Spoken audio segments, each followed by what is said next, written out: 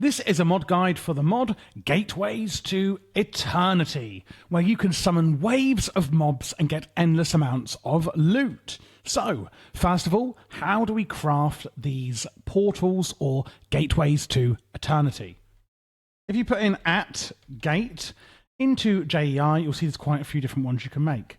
Now, what we can see here is the different ones: Blaze Gateway, Enderman Gateway, Slime, Gateway of the Emerald Grove, an Endless Blaze Gateway, Gateway of Overworldlian Knights, and Gateway of the Hellish Fortress. So each one can be made as shown. Now, if you are in a mod pack, maybe the mod developer has changed these or what ones are available. That is possible with development.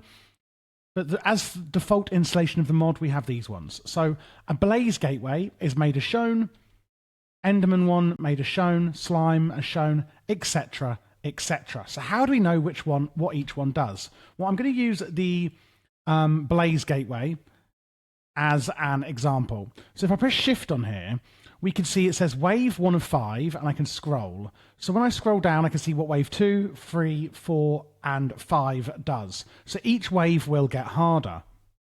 We can see here the entities. Wave 1 is Free Blaze, and we will get 10 Blaze loot rolls. So it will roll on loot from Blazes.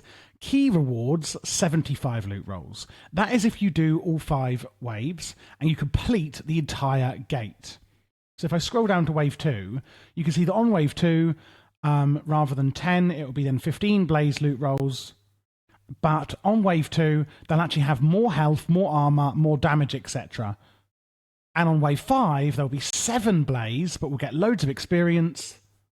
However, there will be 7 Blazes that will be very, very powerful, as you can see. Sometimes, as you can see on the Gateway of Overworldlian Knights, is that there's penalties. So if you fail to do the gateway, you'll actually get blindness for 20 seconds and it'll summon 2 witches. There's also a rule change. Allow discarding enabled. So what does that mean? That means that if entities marked as discarded are counted as valid kills or not. So there's a few different ones. I'm actually going to take it straight from CurseForge because they have it written here.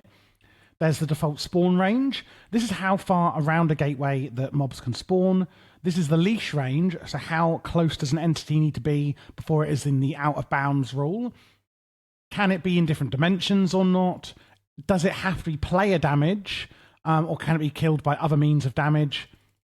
Will the entities disappear if the gateway fails? And that is true, normally anyway. Fail on out of bounds. If true, when an out of bounds rules are triggered, the gateway will fail.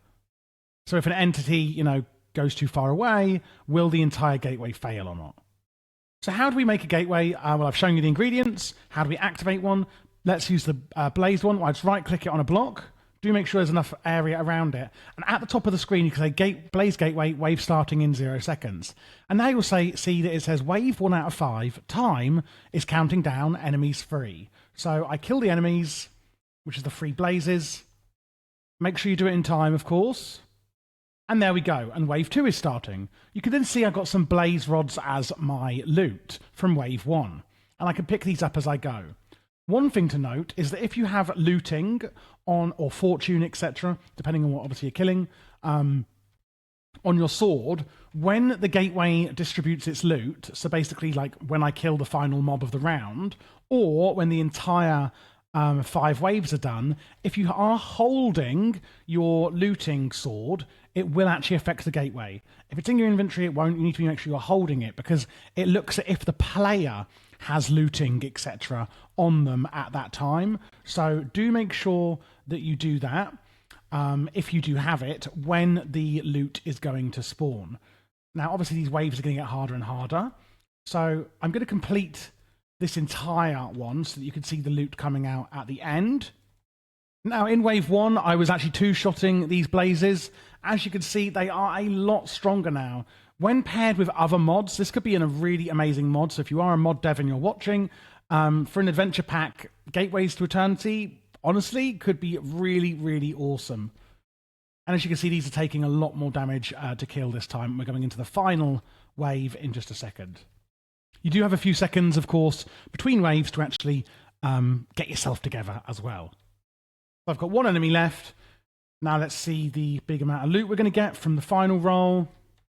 And there you go. So the gateway will disintegrate, and look at all those blaze rods that you get from doing the final wave and all of your experience, etc. I was level 16 before, and I'm now level 25. So you can see just how worth it is to do. But what happens if we fail one? So basically what happens is if it can't spawn the mobs, etc., or you run out of time, what is going to happen is that a big bolt of lightning will come down and it will close the gateway, which I will show you in just a second. And in 5, 4, 3, 2, 1, and I've run out of time. There we go. The gateway is gone. There is one other gateway I'd like to show you, and that, for example, is an endless one. So the endless one, you can see is an endless modifier, applies every 5 waves, max free application. So every 5 waves, they're going to get basically minus 40 max wave time. So every 5 waves, you're going to get a lot less time to complete the waves in, and you're going to get less setup time in between as well. So the endless one is endless. They will just come out forever. However, if you're thinking, well, will this gateway actually just stay here forever then? No, because if you run out of time, of course, and the waves will get harder, and you've got those endless modifiers, when you run out of time, the gateway will shut just as usual.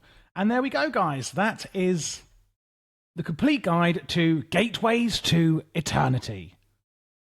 I hope you did enjoy the video. Click that subscribe button if you did, and of course leave a thumbs up. If you're looking for other mod guides, I do a hell of a lot on this channel. My actual goal on this channel is to complete every major mod in the entirety of Minecraft for Forge, Fabric, etc. If you look at my channel, I have a tech mod shelf, a magic mod shelf, a utility and standalone mod shelf, so ones that aren't in playlists. I also have now mod pack guides as a shelf. So at the moment, I am live streaming through RLCraft. And you can get that, of course, on my lives. I live every Wednesday and Saturday. And you can always see when the next scheduled stream is.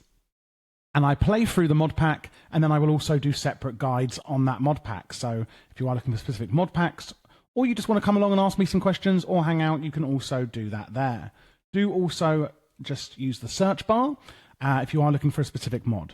And if you'd like to play with me, the mod pack that I do live stream, I do from our Patreon server, which of course you can join down below, which would massively support the channel, but also gets you access to things like that.